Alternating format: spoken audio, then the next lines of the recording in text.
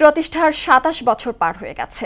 এরপরও নওগাঁর মান্দায় গোটগাড়ি উচ্চ বালিকা বিদ্যালয়টির পাঠদান চলছে জরাজীর্ণ আধা পাকা টিনের ঘরে। এতে দিনকে দিন কমে যাচ্ছে শিক্ষার্থীর সংখ্যা। এমন বাস্তবতায় নতুন ভবন নির্মাণের দাবি শিক্ষার্থী, শিক্ষক, অভিভাবকদের। হাবিবুর রহমানের প্রতিবেদন, জানাচ্ছেন বুসরাত জাহান। নওগাঁ জেলার মান্দা উপজেলার প্রাসাদপুর ইউনিয়নে ১৯৯৭ সালে স্থাপিত হয় গোটগাড়ি উচ্চ বালিকা বিদ্যালয়টি।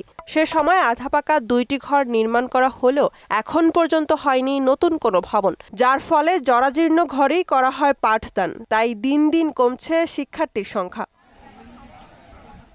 ছাত্রছাত্রীরা জানায়, বৃষ্টি আসলে টিনের চালা দিয়ে পানি পড়ে বই খাতা ভিজে যায়। তখন শ্রেণীকক্ষের মধ্যে বসে থাকাও অনেক কষ্টের। তাই দ্রুত বিদ্যালয়টির জন্য একটি পাকা ভবন নির্মাণের দাবি শিক্ষক ও শিক্ষার্থীদের। বৃষ্টির সময় টিনের অনেক ফুটা রয়েছে, যার কারণে ঘরের ভিতর পানি পড়ে, বই খাতা ভিজে যায়, আমাদের পড়াশোনা খুবই কষ্ট হয়। আমাদের একটা বিল্ডিং প্রয়োজন পড়ালেখার জন্য, তাহলে আমাদের পড়ালেখা হয়তো আরেকটু ভালো হবে। সরকারের কাছে একটা দাবি যে হচ্ছে আমাদের এক স্কুলটাকে বড় বিল্ডিং করে দিতে হবে।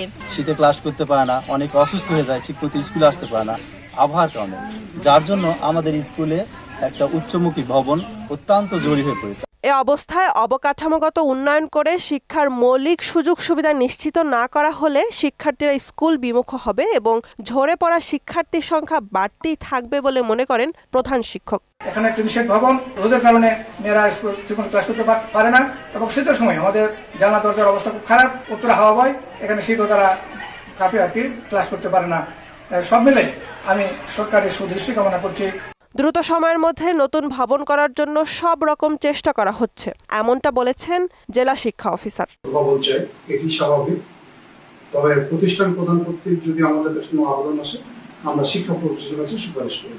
নতুন আধুনিক একটি ভবন নির্মাণ হলে স্কুলটিতে শিক্ষার মান আরও বাড়বে, এমন প্রত্যাশা সবার। বুসরাত জাহান, মোহনা সংবাদ।